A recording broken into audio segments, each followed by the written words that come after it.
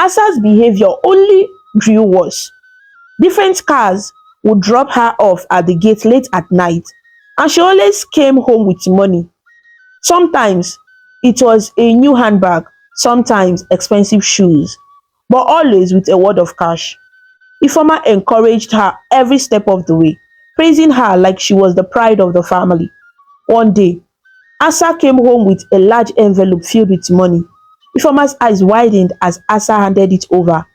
Mommy, guess how much is in here?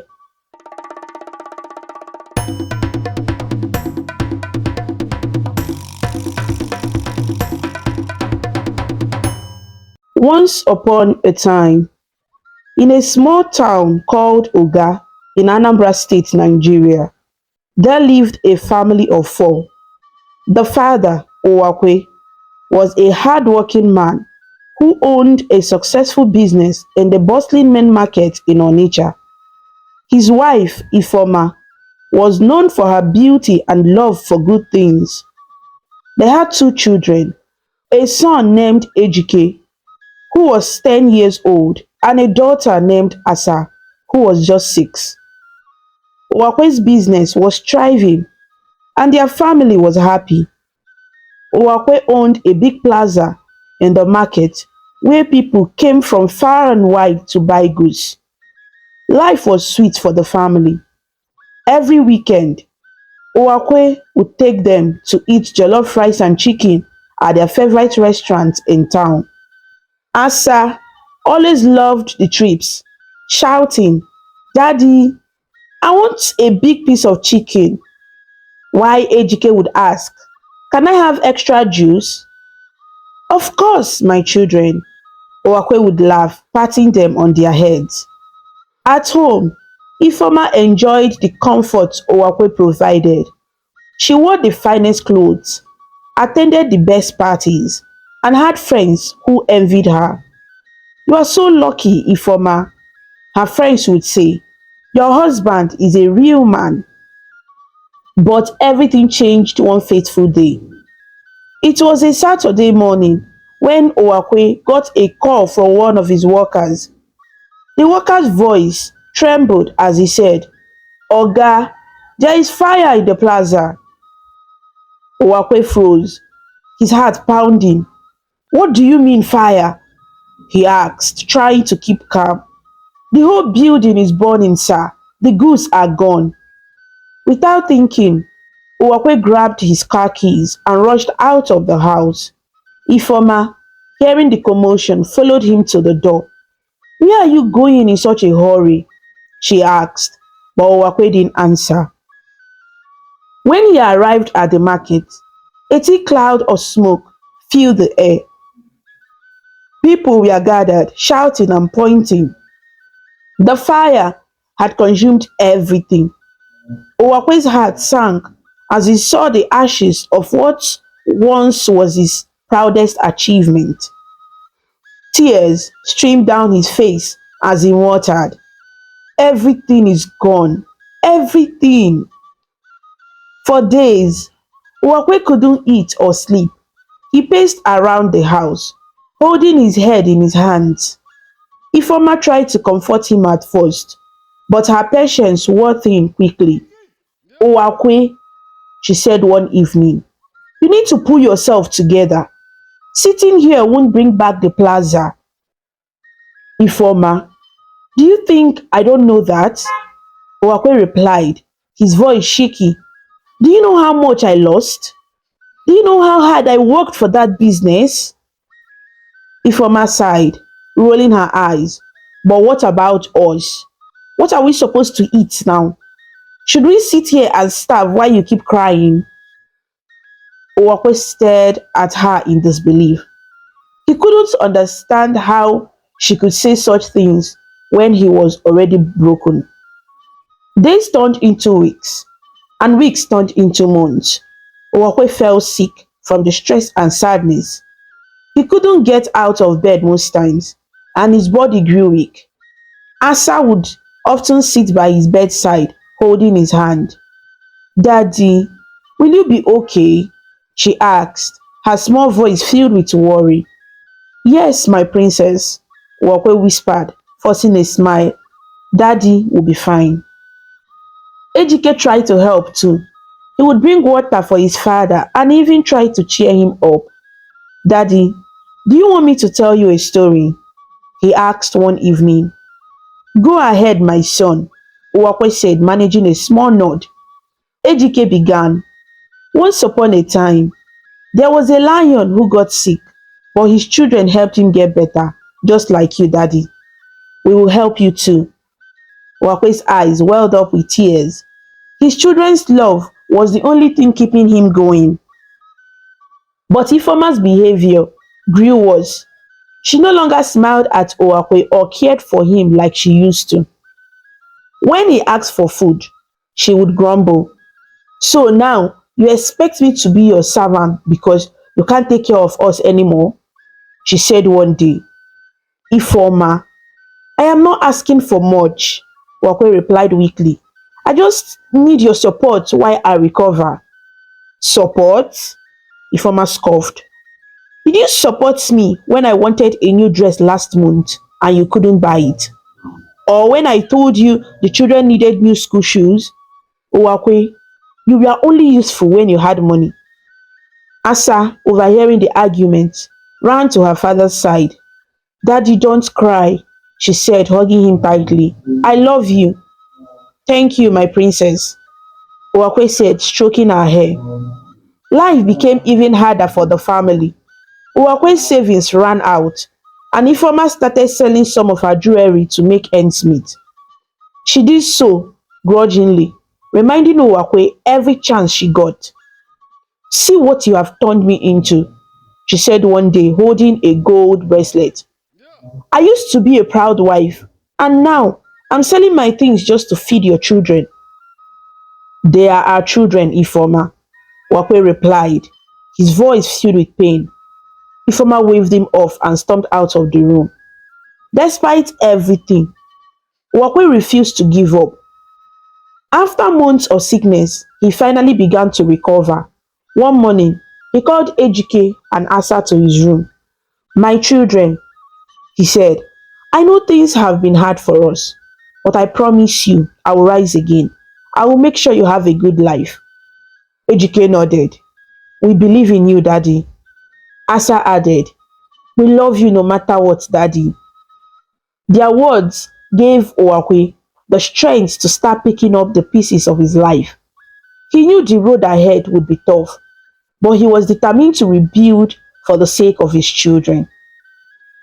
As he sat on the edge of his bed, staring out the window, Owakwe made a silent vow. No matter what it takes, I will not let my family down. And so, Owakwe began the slow journey of putting his life back together, while Ifeoma continued to grow colder and more distant. The love and support of his children became his light in the dark times. But deep in his heart, Owakwe wondered if his marriage would survive the storm they were facing. Ifeoma had taken up selling foodstuffs at the local market to support the family. She sold garri, rice, beans, and other staples, sitting under the blazing sun from morning till evening. While she earned enough to keep the family fed, her heart grew bitter. She no longer showed kindness to Owakwe, and every chance she got, she reminded him of his failure. One evening, Ifeoma returned from the market, her hands carrying heavy baskets filled with unsold items. She dropped them by the door and looked around the living room, noticing Owakwe sitting quietly, reading a newspaper. You are sitting there like a king, doing nothing, while I break my back at the market, Ifeoma snapped, her voice sharp like a knife. Owakwe looked up slowly, trying to stay calm. Ifeoma, welcome back. How was the market today? He asked gently. How was the market? She mocked, dropping her basket on the table with a loud thud. That's all you can say. No wonder you lost your business. You are not a man, Owakwe. You are useless. Ifeoma, please, Owakwe said, his voice soft but firm. I know things are hard now, but I'm trying my best to get back on my feet. Insulting me will not solve anything. Trying, Ifoma laughed bitterly. What are you trying, eh? You sit in this house all day, doing nothing, while I hustle to feed this family. You are not a man, Wakwe. A real man provides for his family. Asa, who was sitting in the corner playing with her doll, looked up at her mother.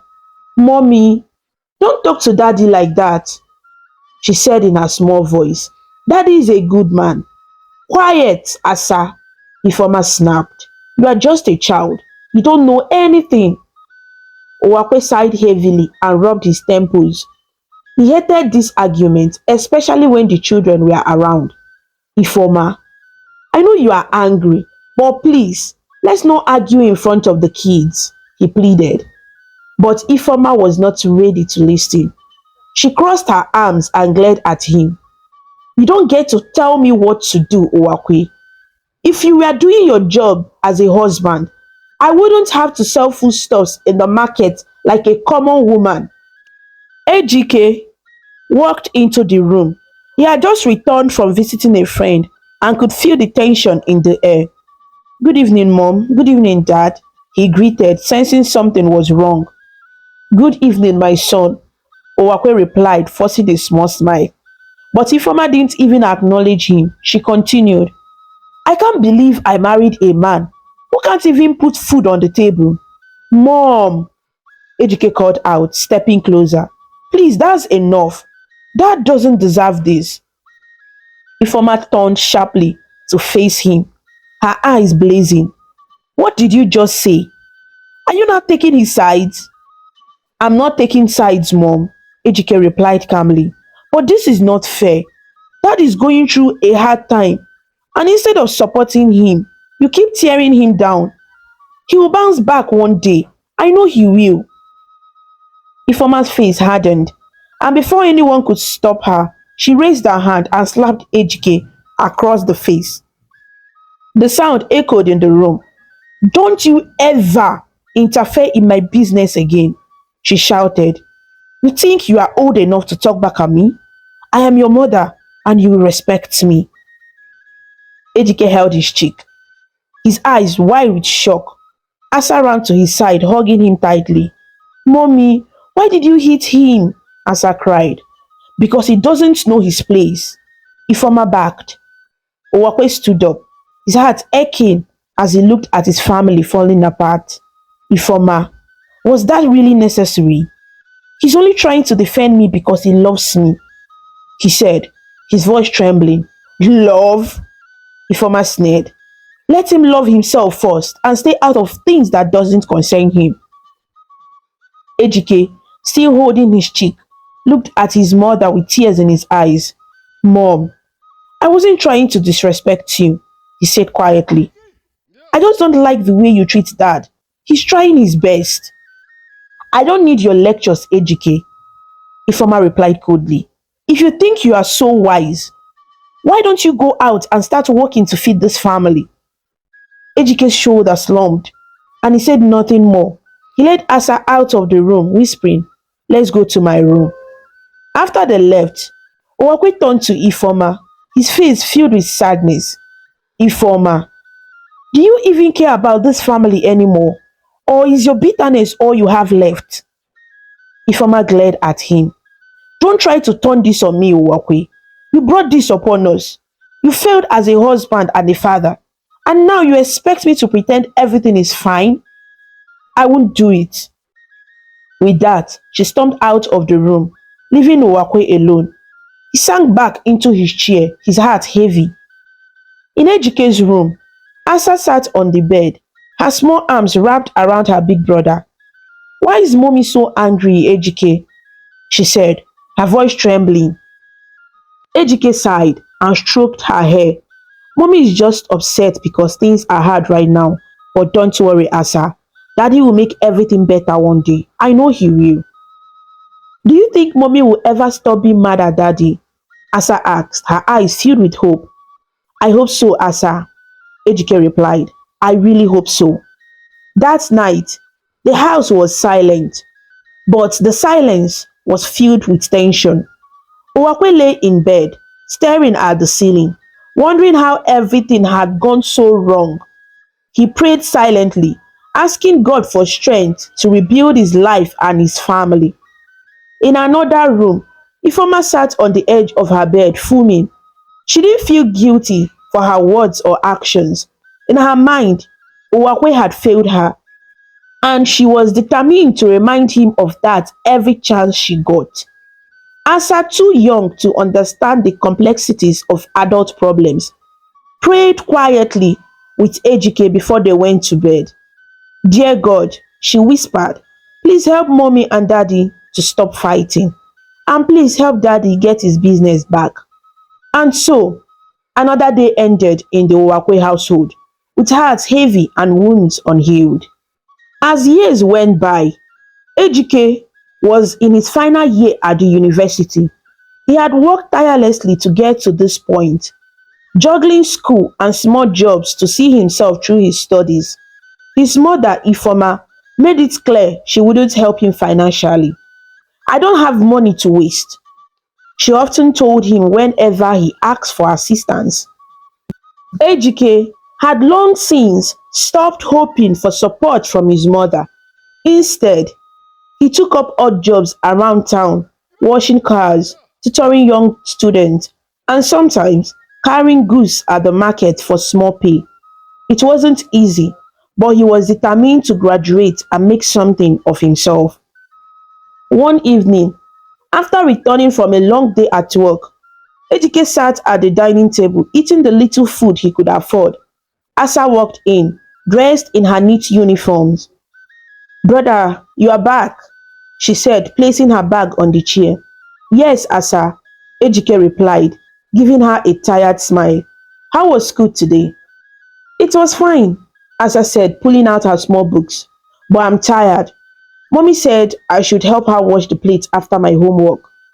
Ejike frowned. Asa, you shouldn't be doing everything for mommy. She should let you rest sometimes. Asa shrugged. She says it's my duty as her daughter. Besides, mommy works very hard at the market. You know that. I know she works hard, Ejike said, his voice quiet. But that doesn't mean she should treat daddy or me the way she does. Asa gave him a sharp look. Mommy says daddy is useless and you are not much better. Ejike's chest tightened at her words. Asa, don't say that, he said softly.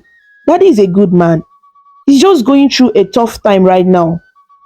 Well, mommy says tough times don't last this long, Asa retorted.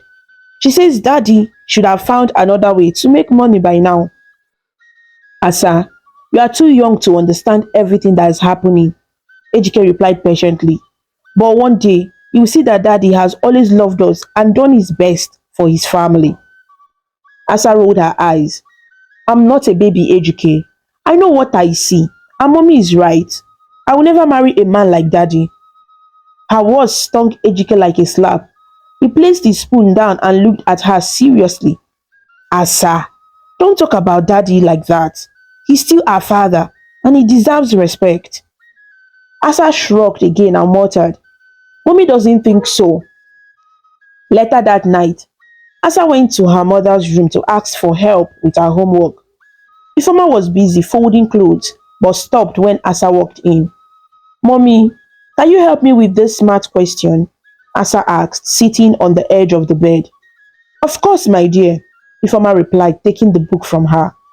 As they worked on the problem together, Asa looked up and asked, Mommy, why do you always talk about daddy like he's not good enough? Ifeoma paused, her hands resting on the book. Because, my dear, your father is not the kind of man you should look up to. He has failed us. He used to be great, but now he's just useless.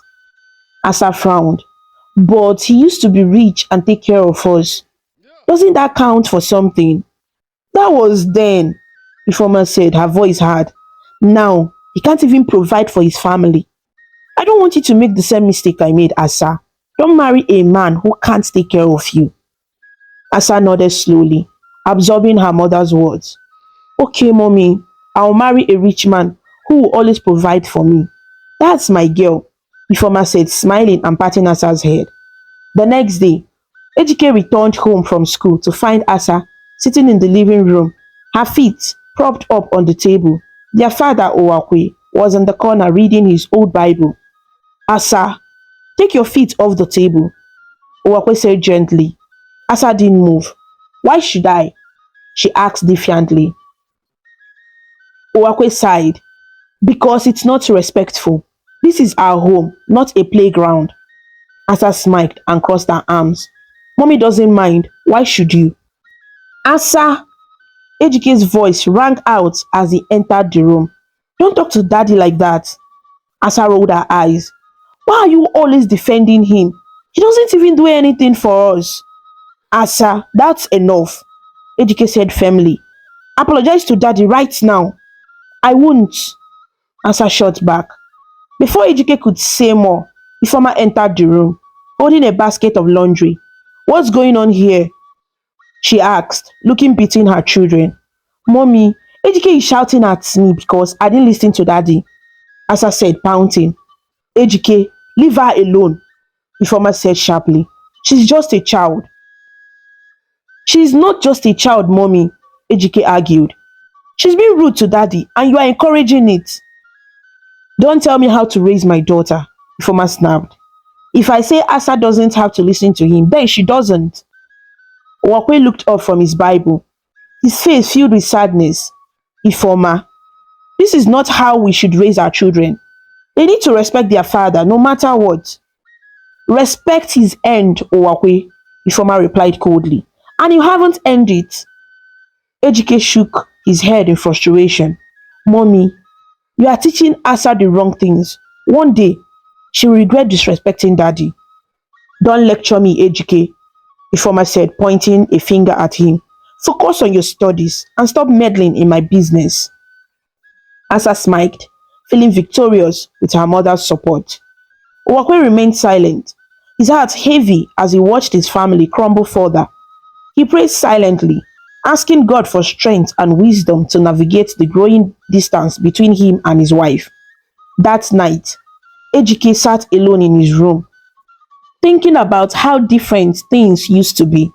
He missed the days when their family was happy, when laughter filled the house, and when Asa looked up to their father instead of disrespecting him. I will change things one day, Ejike whispered to himself. I will make sure this family is whole again.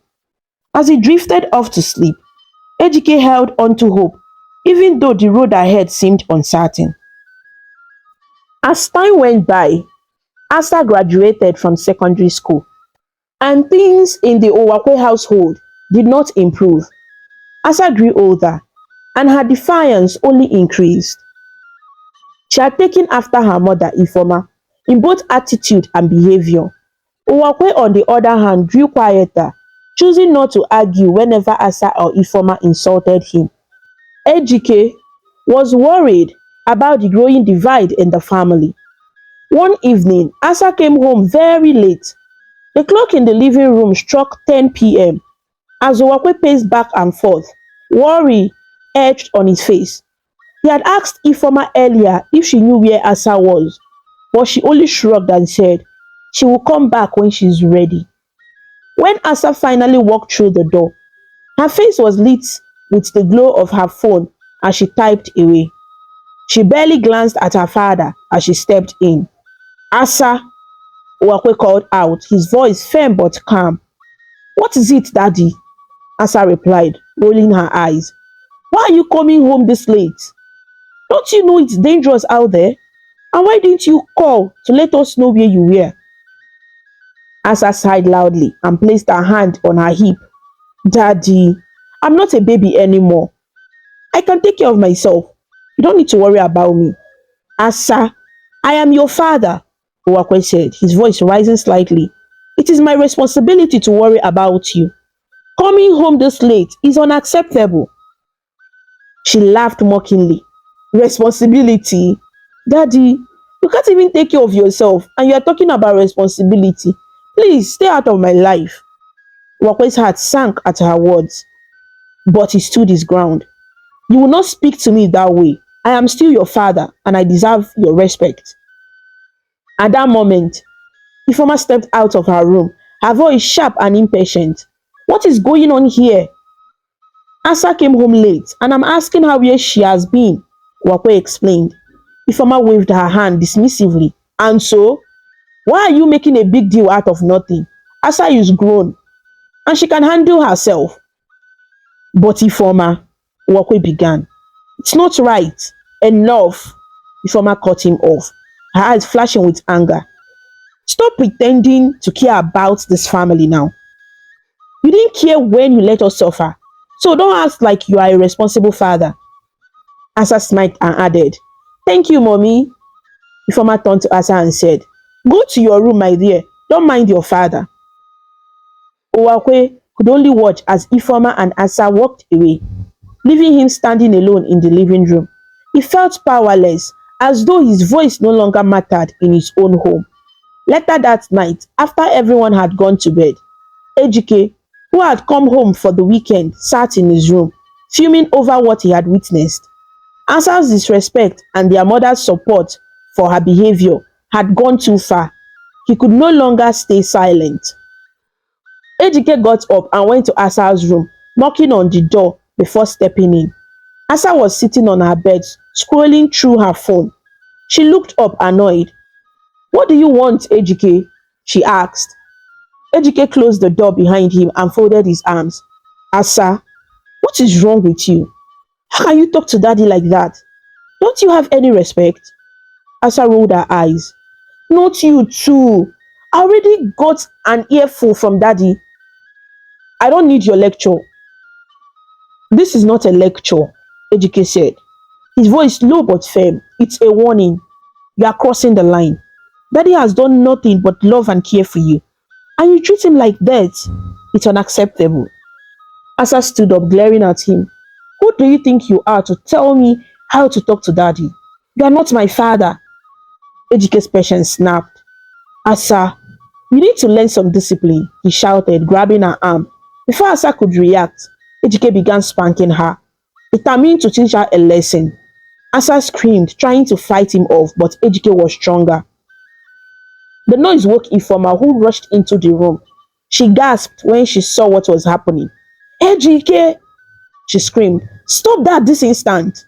But Ejike didn't stop until Asa broke free, crying and clutching her arm.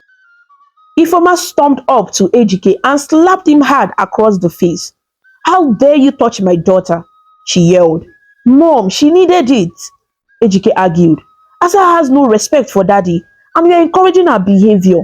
Someone had to teach her a lesson. I don't care what you think, Ifeoma snapped. This is my house, and you have no right to lay a finger on Asa. Pack your things and get out. What? Ejike said, shocked. You are kicking me out for trying to help this family? Yes, I am, Ifeoma said coldly. Leave this house now. Ejike looked at Asa, who was still crying, and then at his mother. He knew there was no point in arguing. Without another word, he went to his room, packed his belongings, and left the house. Owakwe, hearing the commotion, stepped out of his room. Ifeoma, what is going on? He asked, his voice filled with concern. I sent your son away, Ifeoma replied bluntly. He thinks he can come here and discipline Asa like he's in charge. You sent Ejike away? Owakwe said, his voice breaking. Why would you do that? Because he has no respect for me or Asa, Ifeoma said. If you have a problem with it, you can leave too. Owakwe looked at her, stunned into silence. He felt like a stranger in his own home, powerless to change anything. Meanwhile, Ejike walked down the street with his bag slung over his shoulder. He didn't know where he was going, but he knew he couldn't stay in that house any longer. He eventually called one of his friends near the university, who agreed to let him stay with him for a while. Thank you, Ejike said over the phone. I'll be there soon. Later that night, as Ejike sat on the floor of his friend's small apartment, he dialed his father's number. Hello, Daddy, Ejike said when Owakwe picked up. Ejike, my son. Owakwe said, his voice heavy with sadness. I'm so sorry for what happened tonight. I should have done something. Daddy, don't blame yourself, Ejike said gently.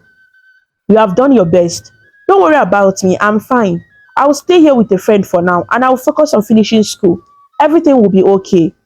But Ejike, Owakwe began, his voice trembling.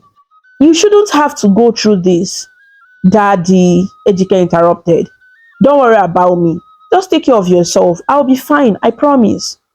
As they ended the call, Owakwe sat in his room, feeling both proud of his son's strength and heartbroken over the situation.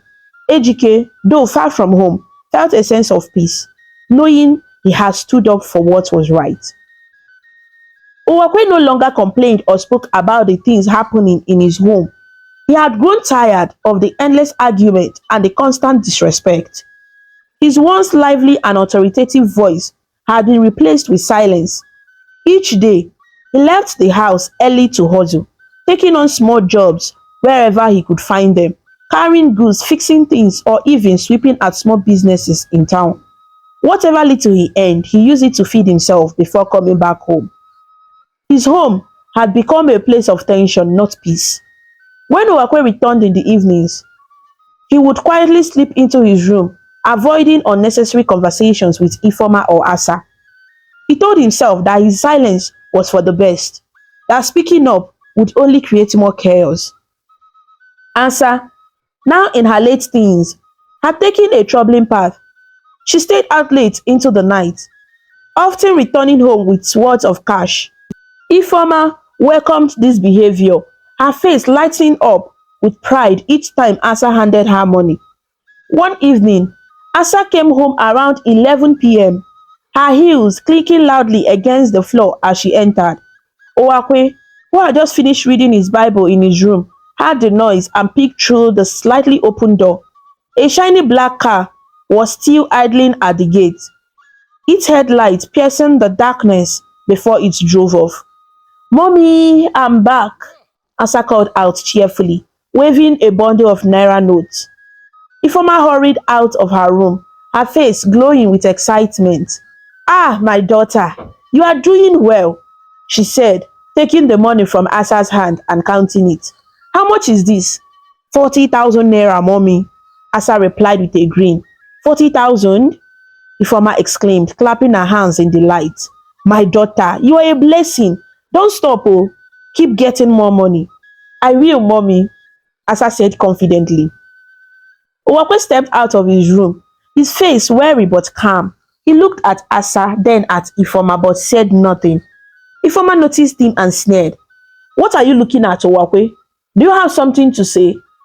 No, Owakwe said quietly. I have nothing to say. Good, Ifoma said, turning back to Asa. Don't mind your father. He has no idea how to make money. But you, my daughter, you are a smart and hard-working girl. You are not like your stupid brother or your useless father.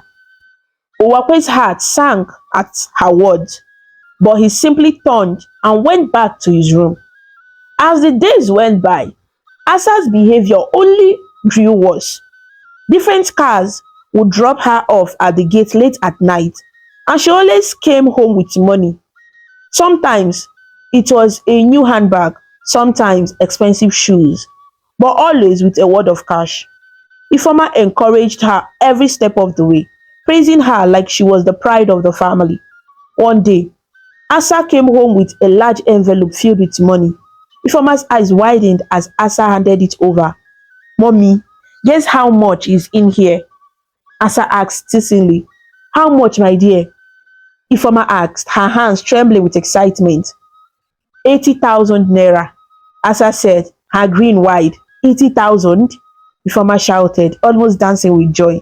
My daughter, you are doing well. God bless you. Asa, you are truly my daughter. Not like that foolish Ejike who has done nothing for this family. Mommy, don't worry about Ejike, Asa said, laughing. I'll take care of you. That's my girl, Ifoma said, hugging her. Keep doing what you are doing, oh. Don't let anyone stop you, not even your useless father. Owakwe, who had been sitting outside the house, overheard their conversation.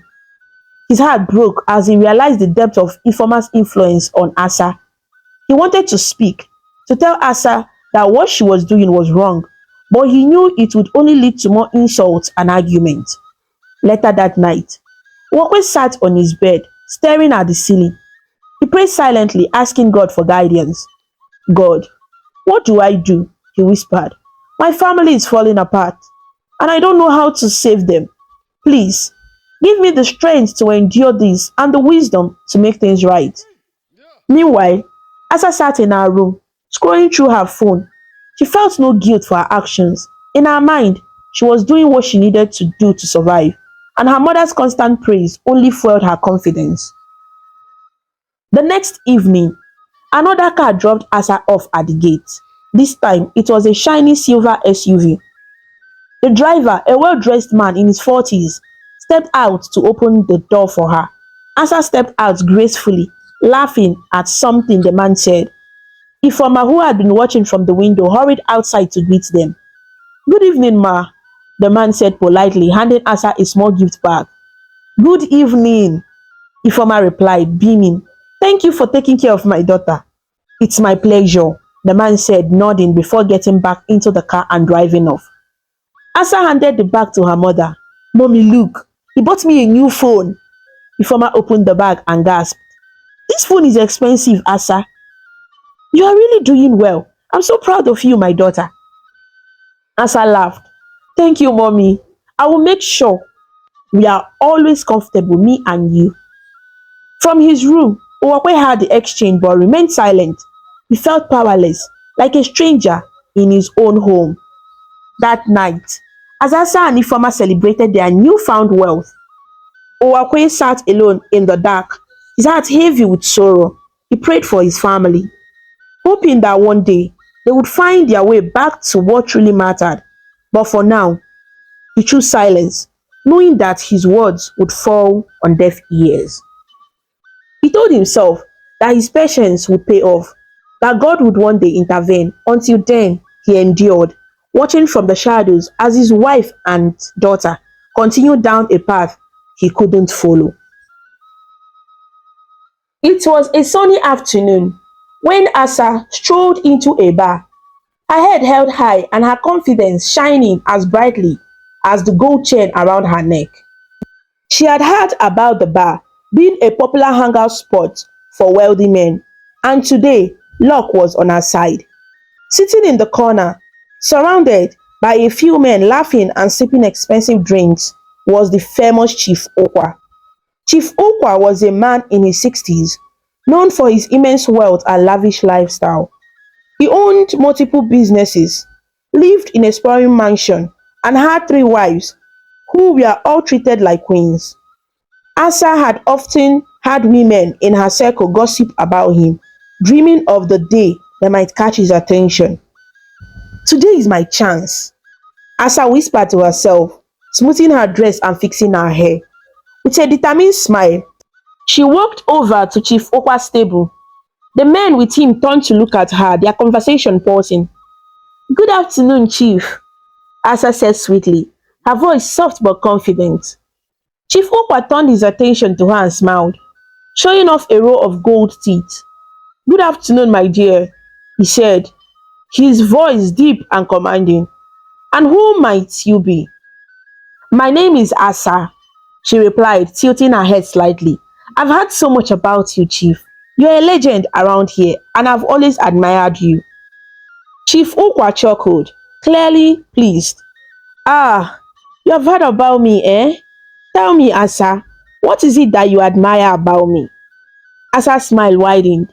Your success, your kindness, and the way you take care of your family. You are truly an inspiration. Chief Okwa leaned back on his chair, nodding approvingly. You're a smart girl, Asa. I like that.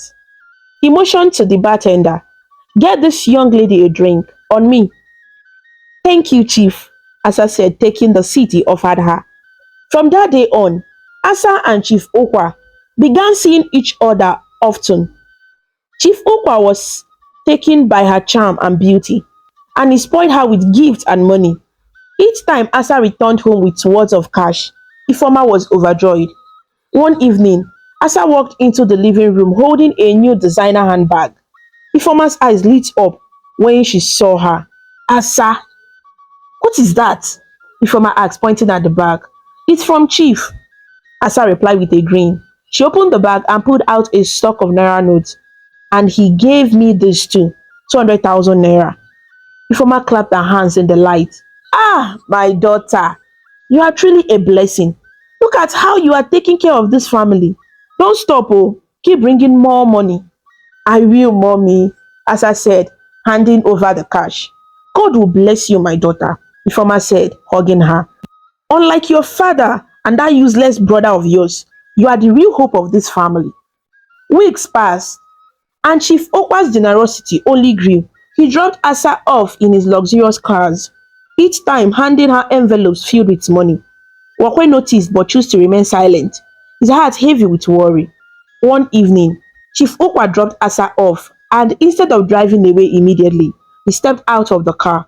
Asa hesitated as he took her hand and looked her in the eye. Asa, he began, his voice serious. You have brought so much joy to my life. You are different from anyone I've ever met. Thank you, Chief, Asa said, feeling both flattered and nervous. I want you to marry me, Chief Okwa said, his gaze unwavering. Be my fourth wife, and I promise to take care of you and your family. You will live in luxury, and you will never have to worry about money again. Asa's breath caught. Marry you? Yes, Chief Okwa said with a smile. Think about it, my dear. You'll be treated like your queen, and your family will be lifted out of poverty. I will I will think about it, Asa replied, her voice shaky. Take your time, Chief Okwa said, stepping back into his car. But don't keep me waiting too long. When Ifoma returned home that night, Asa told her about Chief Okwa's proposal. Mommy, Chief asked me to marry him, Asa said, her voice low. Ifoma's eyes widened with excitement. Marry him? Asa, this is a wonderful news. But mommy, Asa hesitated. He's in his 60s. He's even older than daddy. Ifoma's expression hardened. And so, what does age have to do with anything? Age is just a number, my daughter. But mommy, he already has three wives. Three wives, Asa said. Listen to me, Asa, Ifoma said firmly, placing her hands on her daughter's shoulders. This is your chance to secure a better life for yourself and for this family. Don't throw it away because of something as silly as age or the number of wives he has. I don't know, mommy, Asa said, shaking her head. It doesn't feel right. If you don't want to do it for yourself, do it for us, Ifoma urged. Think of all the money he will give you. After you marry him, we can find a way to extort more money from him, and then you can divorce him later. You will still come out rich. Asa stared at her mother, shocked by her words. Mommy, you are telling me to marry someone and then divorce him just to take his money? Yes, Ifoma said without hesitation. This is how smart women think. Don't let emotions get in the way. This is about survival. Asa nodded slowly, her mind spinning. Okay, mommy, I'll do as you say. That night, Owakwe summoned Asa to the living room. She sat down nervously, avoiding his eyes. Asa, Owakwe began, his voice gentle but firm. I heard you are thinking about marrying Chief Okwa. Asa looked up surprised. Yes, daddy, she said quietly. Why, Asa? Owakwe asked. Why would you marry someone because of money, especially a man who is old enough to be your father? Daddy, you don't understand, Asa said, shaking her head. This is what mommy wants. Wakwe sighed deeply. Asa, your mother doesn't always know what's best. Marriage is not something you should rush into for material things. It's about love, respect, and building a life together. Money can't buy you happiness. But daddy, Asa began. No, Asa, Wakwe interrupted gently. You know deep down that this is wrong. Don't let anyone push you into making a decision that will destroy your life. Think carefully, my daughter. Asa didn't respond. She stood up and walked to her room, her heart heavy with conflict. Deep down, she knew her father was right, but she also knew that if she refused, her mother would never forgive her. As she lay in bed that night, Asa stared at the ceiling, torn between doing what was right and staying in her mother's good graces. The path ahead seemed unclear, but one thing was certain. The decision she made would change her life forever. Chief Ukwa soon made his intentions official. He came to Asa's family home to declare his desire to marry her. It was a quiet afternoon when the sound of a convoy pulling up at their gate caught everyone's attention. Owakwe peered through the window, his expression neutral, as a well-dressed Chief Ukwa stepped out of his car, accompanied by several attendants carrying gifts. Ifeoma hurried to the door, her face glowing with excitement. "Chief Ukwa, you are welcome. Please come inside," he said, gesturing warmly. Chief Ukwa smiled, his gold teeth shining as he entered the house. "Thank you, madam," he said, handing her a bottle of expensive wine. "This is for you." "Ah, Chief, you are too generous," Ifeoma said, bowing slightly as she collected the wine. "Please sit down. Let me bring you something to drink." Uwakwe remained seated in a corner, watching silently as Chief Ukwa took his place in the center of the living room. Asa entered the room, her head slightly bowed, but her face showed excitement as she greeted Chief Ukwa. "My beautiful Asa," Chief Ukwa said, smiling warmly. "How are you today?" "I'm fine, Chief," Asa replied softly. "Good," Chief Ukwa said, nodding. "I have come to officially ask for your hand in marriage. I want to take care of you and your family. You will be my queen." Ifeoma beamed with pride. Chief, we accept your proposal wholeheartedly. Asa is ready to be your wife." Owakwe said nothing, his face expressionless as he watched the exchange. He wanted to speak, to say something about the dangers of this marriage, but he knew it would be pointless. Ifeoma would only insult him, and Asa would follow her mother's lead. "Thank you, madam," Chief Okwa said, bowing slightly to Ifeoma. "I will make arrangements for the traditional marriage. It will be a grand celebration." And so, the preparations began. Ifeoma threw herself into planning, ensuring that everything would be perfect. She boasted to her neighbors about her daughter marrying a rich and powerful man, ignoring the whispers about Chief Okwa's age and reputation. On the day of the traditional marriage, the family compound was transformed. Colorful canopies, traditional decorations, and music filled the air as guests arrived in the best attires. Asa was dressed in a stunning Igbo traditional wedding outfit, an intricately beaded blouse, a flowing wrapper, coral jewelry, and a beautifully tied headscarf. She sat beside Chief Owakwe, who wore a regal agbada, smiling proudly as people danced and celebrated around them. Ifeoma moved through the crowd, accepting congratulations from guests. Owakwe, on the other hand, stood quietly in the background. His heart was heavy, but he refused to let his feelings show. He watched as his daughter smiled beside Chief Owakwe, wondering if she truly understood the life she was stepping into. After the marriage ceremony, Asa left with Chief Owakwe to begin her new life as his fourth wife. The first few days of Asa's marriage were like a dream. Chief Okwa lavished her with gifts, money, and attention. She had her own chambers in his mansion, beautifully decorated with the finest furniture and accessories. Asa felt like a queen, and she was sure she had made the right decision. "Mommy," Asa said over the phone one evening, "if you're giving me everything I've ever wanted, this house is so big. I almost got lost yesterday." "I told you, my daughter," Ifeoma replied, her voice filled with pride. "You have made the best decision. Just keep doing what I told you. Collect as much as you can from him." "I will, mommy," Asa promised, feeling confident. But her happiness was short-lived. After the first week, Chief Okwa's visits to her chambers became less frequent. At first, Asa thought he was just busy, but soon she noticed a change in his behavior. One evening, she decided to visit his chambers to talk to him. She knocked on the door and entered, only to find Chief Okwa sitting with another woman. The woman was laughing, her hand resting on his arm as they shared a private moment. "Chief," Asa said, her voice trembling, "can I can I talk to you?" Chief Okwa's face darkened. "Asa, what are you doing here?" he said sharply. I, I, I just wanted to see you, Chief," Asa stammered. Chief Okwa stood up. his expression stern. Never come to my chambers uninvited. Do you understand me?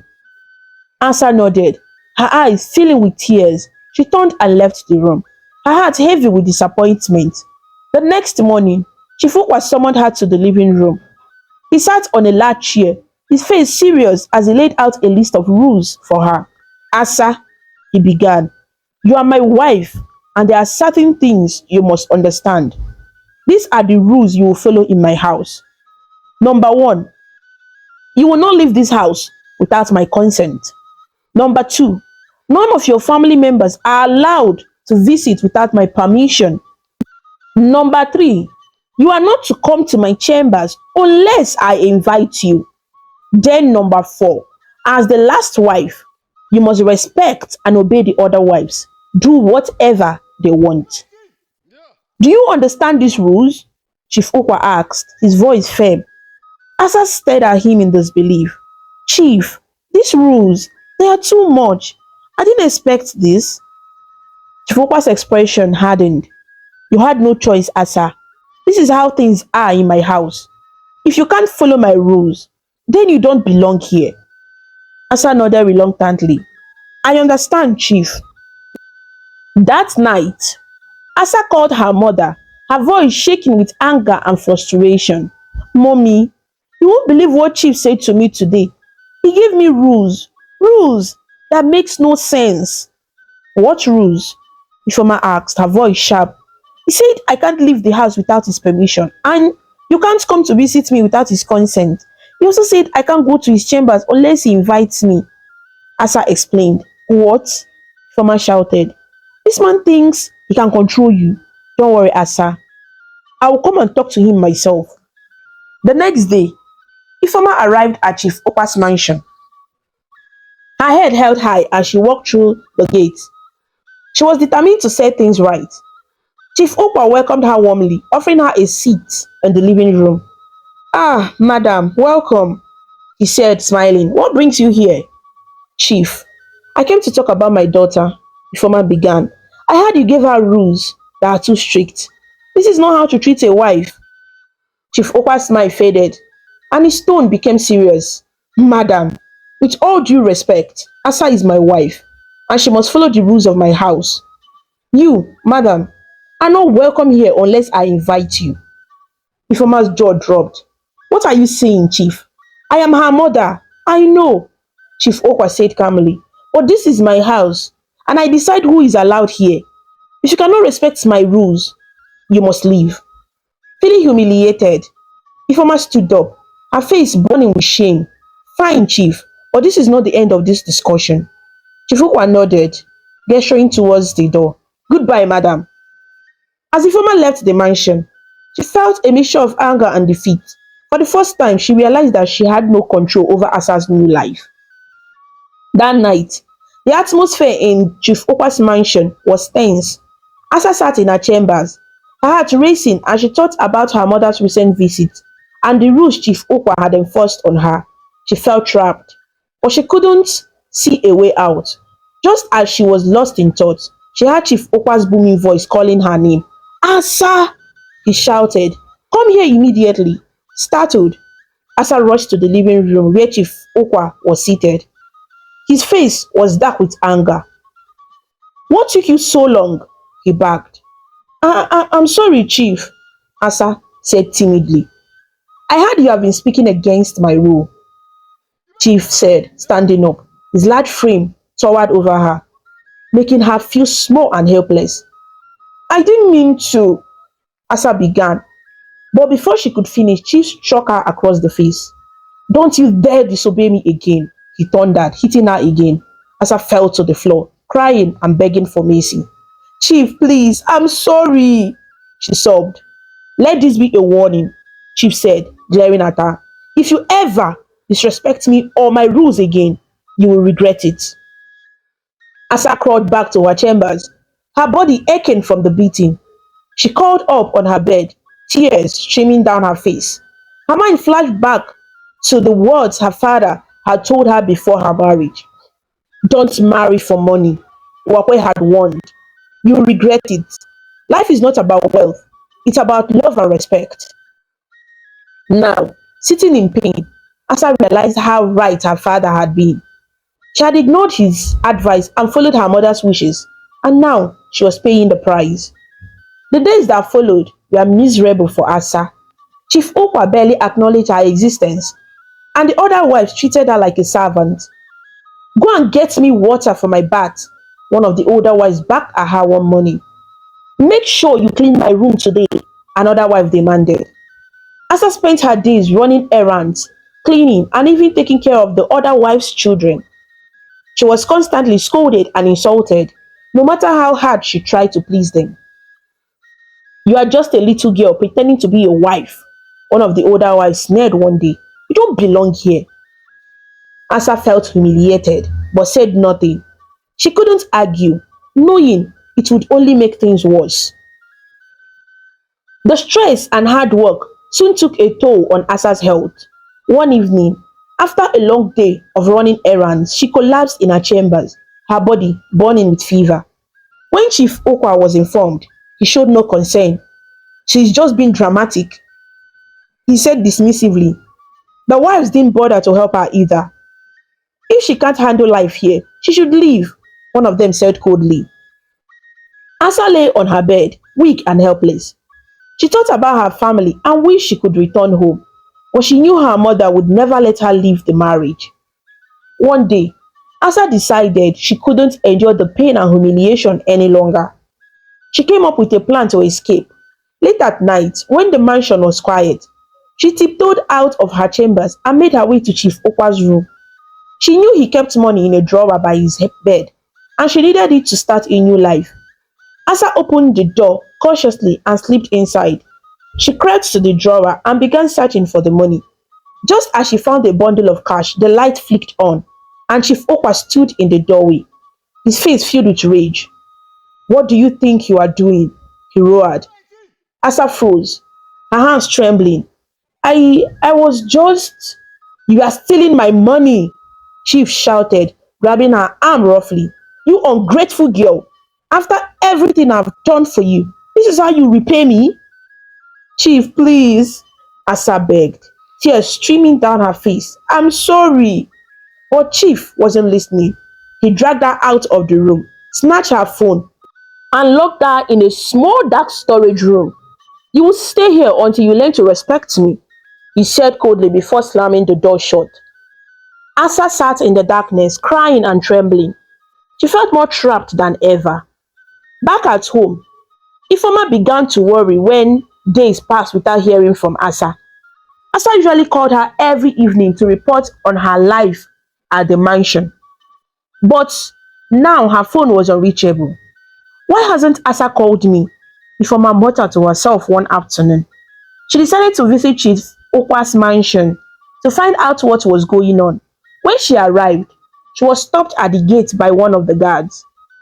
I'm here to see my daughter Asa, she said confidently. Madam, you are not allowed in. The guard replied firmly. What do you mean I'm not allowed in? Ifoma demanded. This is my daughter's home. Chief's orders, the guard said. No visitors without his permission. Then go and tell Chief that Asa's mother is here, Ifoma insisted. Reluctantly, the guard went inside to inform Chief Okwa. A few minutes later, he returned with the message. Chief says you should leave, the guard said bluntly. You are not welcome here. Ifoma's face turned red with anger and embarrassment. What nonsense is this? She shouted. I demand to see my daughter. Madam, please leave. I'll be forced to remove you, the guard warned.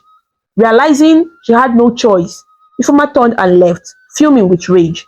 This is not the end, she muttered to herself. Meanwhile, locked in the storage room, Asa thought about her life and the choices she had made. She remembered her father's warnings and wished she had listened to him. Daddy was right, she whispered to herself. I was foolish to marry Chief just for his money. Asa felt a deep sense of regret, but she didn't know how to fix the mess she was in.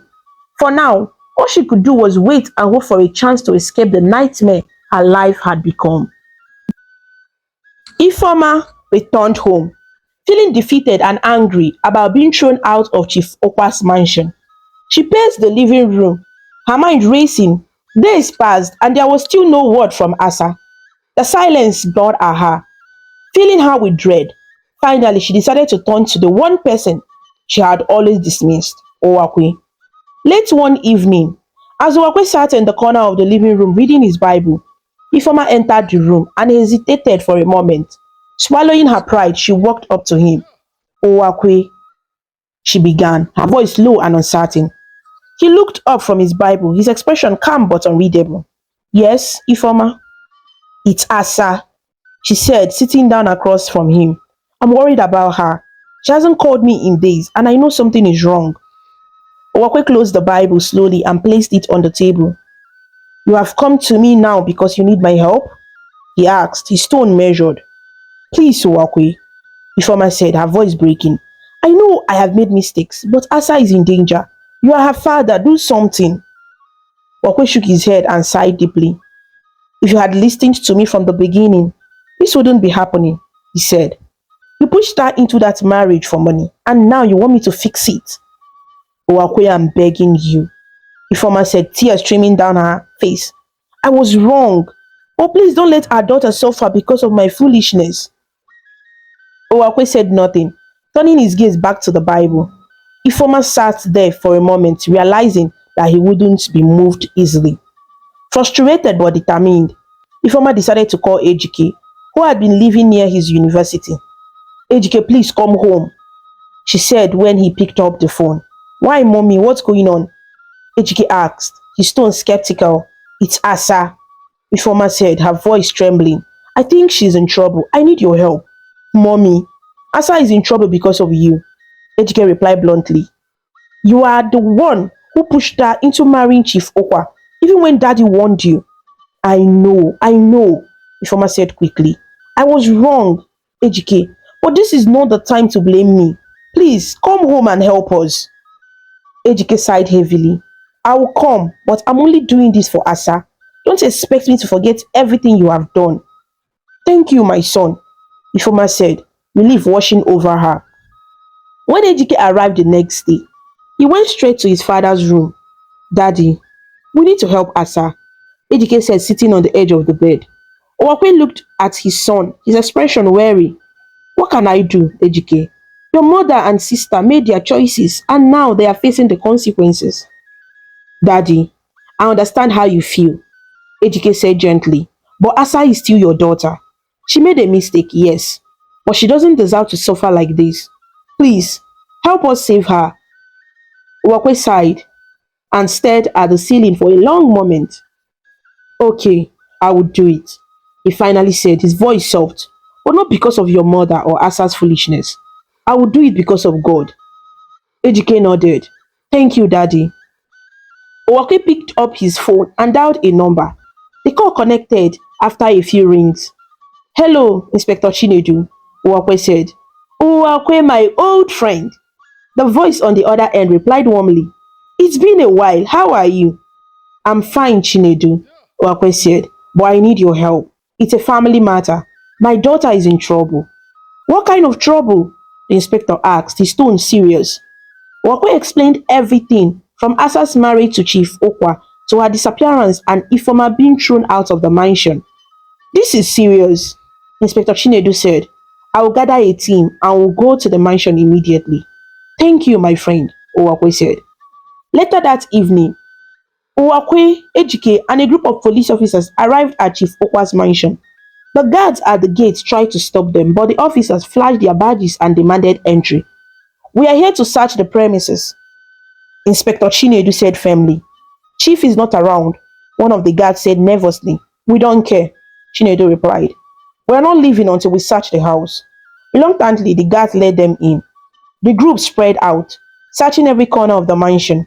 It wasn't long before they found Asa locked in a small dark storage room. When they opened the door, she was sitting on the floor, her face pale and her clothes dirty. She looked up, her eyes filling with tears when she saw her father and brother. Daddy, Ejike, she whispered, her voice weak. Asa, Ejike cried, rushing to her side. He held her to her feet, holding her close. Asa, my daughter, Owakwe said softly, his voice filled with emotion. I'm here now. You are safe. The police escorted Asa out of the mansion and into a waiting car. Woko and Ejike sat beside her, comforting her as they drove to the hospital. A few days later, after Asa had been treated and discharged from the hospital, the police arrested Okwa upon his return to town. "You have no right to arrest me," Chief Okwa shouted as he was handcuffed. "We have every right," Inspector Chinedu said. "You abused Asa and violated her rights. You will face the full weight of the law." Chief Okwa was taken away, his arrogance replaced with fear. Asa returned from the hospital looking frail but with a new sense of humility. The events of the past weeks had left her shaking and full of regret. She sat quietly in the living room, avoiding her father's gaze, as her mind replayed everything she had done wrong. Beside her, Ifeoma was equally subdued, her usual confidence replaced by a heavy silence. Wakwe entered the room and sat down in his usual chair, his Bible in hand. His calm demeanor belied the deep hurt he had carried for years. For a long moment, no one spoke. The room was filled with an uncomfortable quiet until Ifeoma finally broke the silence. "Owakwe," she began hesitantly, her voice trembling. We owe you an apology." Owakwe looked up from his Bible, his face unreadable. "Go on," he said simply. Asa shifted in her seat, her hands clasped tightly in her lap. "Daddy, I'm sorry," she said, her voice barely above a whisper. "I made a lot of mistakes. I disrespected you, I disobeyed you, and I hurt this family because of my choices." Owakwe's eyes softened slightly, but he didn't say anything. "Owakwe," the former continued, tears streaming down her face. "I was wrong. I treated you so badly when you needed me the most. I should have been your partner, supporting you during your tough times, but instead, I pushed you away. I was selfish, and I let my greed blind me. Please forgive me." Owakwe sighed deeply, placing the Bible on the table. His voice was calm but firm as he said, "Do you both realize how much pain you caused? Do you understand what I went through?" Asa nodded, tears falling freely now. "Daddy, I do. I saw it too late, but I see it now. You didn't deserve the way we treated you." Ifeoma clasped her hands together as she pleaded, "I have changed, Owakwe. I see the error of my ways. Please, give us a chance to make things right." Ejike, who had been standing in the doorway, stepped forward. "Daddy," he said softly, "I know they hurt you, but forgiveness is the only way we can move forward as a family. We have been through a lot, and I believe they have truly learned their lesson. Please, forgive them so we can heal." Owakwe sat in silence for a moment, his gaze fixed on the floor. Finally, he looked up, his eyes meeting Ifeoma's and Asa's. "I forgave you a long time ago," he said quietly, "but forgiveness doesn't erase the hurt. It doesn't change the fact that a life was almost lost because of greed and selfishness. Asa, you almost died because you chose wealth over wisdom. Ifeoma, you encouraged her to follow that path." Both women nodded, their faces filled with shame. "But," Wakwe continued, his tone softening, "I believe people can change. And if you are truly sorry, I'm willing to let go of the past and start afresh. But from now on, we must live with respect, love, and understanding. No more greed, no more selfishness. Do you both agree?" "Yes, Owakwe," Ifeoma said, her voice steady now. "I promise to be a better wife and mother." "I agree, Daddy," Asha said, her voice filled with determination. "I will make you proud." Owakwe nodded, a small smile breaking through his stern expression. "Good. Then let's move forward together as a family." From that day on, peace returned to the Owakwe household. Ifeoma became a loving and supportive wife, showing her husband the care and respect he deserved. She prepared his meals, listened to him, and made efforts to create a harmonious home. "Owakwe," she said one morning as she served him breakfast, "thank you for giving us another chance. I won't let you down." Owakwe smiled warmly. "Thank you, Ifeoma. It's good to see you like this again." Asa also embraced the second chance she had been given. She enrolled in school and threw herself into her studies, determined to make a better future for herself. Daddy, she said one evening as she sat at the dining table with her books spread out in front of her. I want to study hard so I can make you proud. You have already made me proud, Asa. Wakwe replied, placing a hand on her shoulder. The fact that you have chosen the right path is enough for me. Ejike continued to work hard in school, balancing his studies with part-time jobs to support himself. He often called home to check on his family, feeling a renewed sense of unity among them. Daddy, he said during one call, I'm so glad to see the family coming back together. It gives me the strength to keep pushing forward. We are proud of you, Ejike, Wakwe replied. Keep working hard. The future is bright for you. Months later, Wakwe received a phone call from an old business associate. The man offered him a contract job that promised a generous salary. After years of struggle, Wakwe finally saw a light at the end of the tunnel. When he returned home with the news, the family gathered in the living room, their faces lighting up with joy. Daddy, that's amazing, Asa exclaimed, hugging him tightly. Oh, Wakwe, I'm so happy for you. The farmer said, tears of joy in her eyes. We have to celebrate, Ejike said, his voice full of excitement. That weekend, the family went out for a celebratory dinner. They dressed in their finest clothes and enjoyed a night filled with laughter and good food. As they sat around the table, Roque raised his glass and said, to love, courage, and respect. These are the values that will keep us strong as a family. To love, courage, and respect, the family echoed, raising their glasses with smiles on their faces. From that moment on, the Owakwe family worked together to build a better future. Asa excelled in her studies, Ejike continued to pursue his dreams, and Ifeoma became the supportive wife and mother she was meant to be. Owakwe finally at peace, found joy in his work and his family's unity. Though their journey had been filled with pain and mistakes, it had also brought them closer together. The family learned the value of forgiveness, hard work, and the power of love to heal even the deepest wounds. And so, their story ended, not with wealth or material possessions, but with the simple yet profound gift of a united family. Life is not about chasing wealth or material things at the expense of values and relationships. Greed can lead to destruction, but humility, forgiveness, and hard work can rebuild even the most broken family. Let this story remind you to value love, respect, and the bonds that hold families together. True happiness comes when we choose what is right over what is easy. Thank you so much for watching this amazing story about Asa and her family on African Stories by V.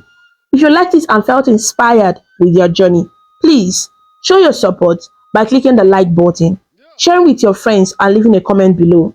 To see more interesting stories and learn about different cultures, subscribe to African Stories by V and don't forget to ring the notification bell so you never miss a new story.